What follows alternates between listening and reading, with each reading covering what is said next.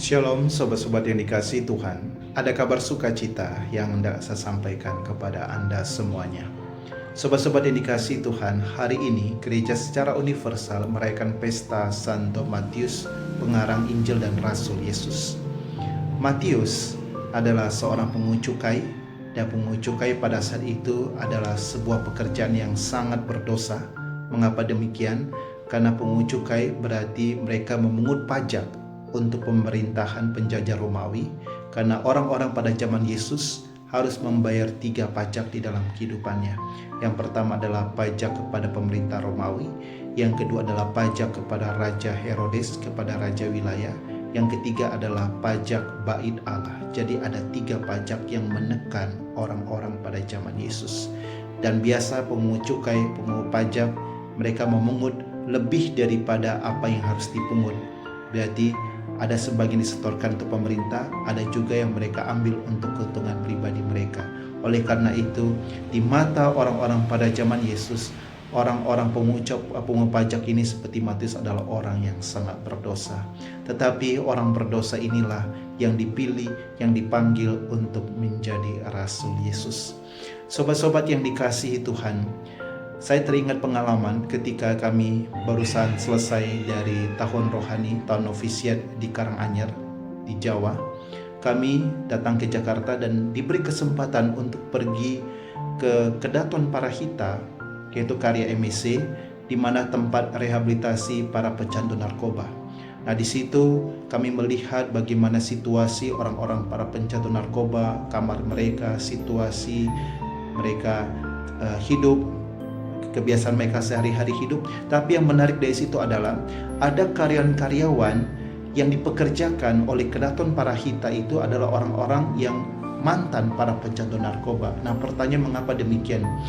Para mantan pecandu narkoba, mereka yang sudah sembuh, yang sudah sehat, yang sudah sembuh, yang telah pernah dirawat di Kedaton Parahita, akhirnya mereka bekerja kembali ke tempat itu. Satu, untuk membantu para pastor dan para karyawan lain untuk membantu, untuk melihat para pecandu narkoba, adik-adik tingkat mereka, angkatan di bawah mereka, dan juga kehadiran mereka memberi motivasi kepada banyak orang, kepada adik-adik tingkat mereka, para pecandu narkoba, bahwa mereka sendiri bisa sembuh, mengapa kamu tidak? Jadi kehadiran mereka juga sebagai duta, diutus untuk juga mengajak, memotivasi para pecandu narkoba yang lain untuk bisa bangkit dan bisa sehat dan sembuh dan lepas dari keterikatan dari narkoba tersebut. Dan memang puji Tuhan, banyak yang berhasil, banyak yang sembuh, banyak akhirnya kembali ke dalam kehidupan sehari-hari dan hidup sebagai manusia yang sama seperti manusia yang lain.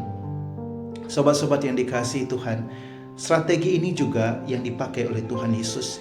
Dia memanggil Matius, orang berdosa, supaya apa? Supaya dikuduskan, disucikan, dan dipertobatkan.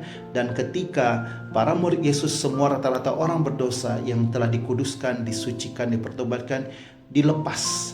Mereka diutus untuk membawa misi. Untuk apa? Mengajak lagi orang-orang berdosa yang lain supaya apa? Dipertobatkan, dikuduskan, dan disucikan. Dan itu kelihatan dari mana? Ketika Yesus memanggil Matius, Yesus makan di rumah Matius, dan begitu banyak orang-orang berdosa akhirnya datang dan hanya mendengarkan firman Tuhan. Dan saya yakin dan percaya bukan cuma Matius dipertobatkan, banyak yang dipertobatkan karena mereka bisa mendengar firman dari Tuhan. Sobat-sobat yang dikasihi Tuhan, inilah adalah strategi Tuhan Yesus, memanggil orang berdosa, kemudian orang berdosa yang sudah dikuduskan, disucikan, dipertobatkan, diutus untuk mewartakan pertobatan kepada banyak orang. Sobat-sobat yang dikasihi Tuhan, dalam kehidupan kita sehari-hari, setiap minggu Tuhan memanggil kita, orang berdosa, untuk bersekutu dengan dirinya dalam perjamuan Ekaristi yang kudus.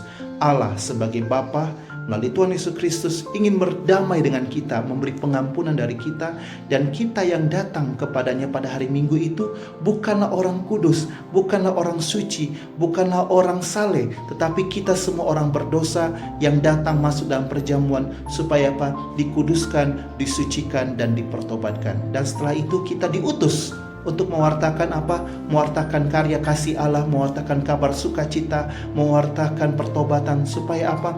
Makin banyak orang tertarik untuk masuk dan bergabung, akhirnya dikuduskan, disucikan, dan dipertobatkan.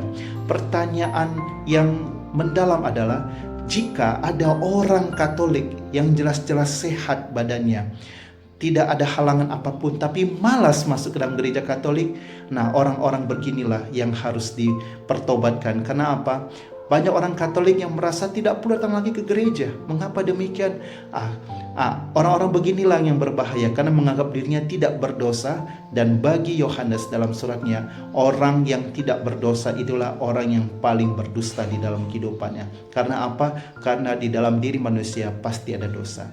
Jadi kita yang masuk ke gereja setiap minggu dan rajin misa pagi, bukan karena kita kudus, bukan karena kita suci, bukan karena kita saleh, bukan karena kita orang hebat, bukan karena kita orang sok suci, seperti dikatakan oleh banyak orang yang pemalas masuk gereja itu.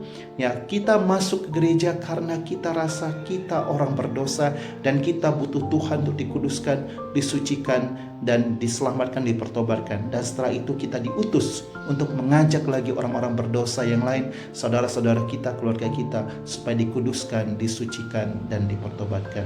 Sobat-sobat yang dikasihi Tuhan, mari setiap hari Minggu kita datang ke Tuhan, ikut perayaan Ekaristi, jangan kita malas, supaya apa? Kita pun bisa dikuduskan, dipertobatkan, dan kita diutus untuk menjadi duta-duta pertobatan kepada banyak orang. Shalom, Tuhan memberkati Anda semuanya.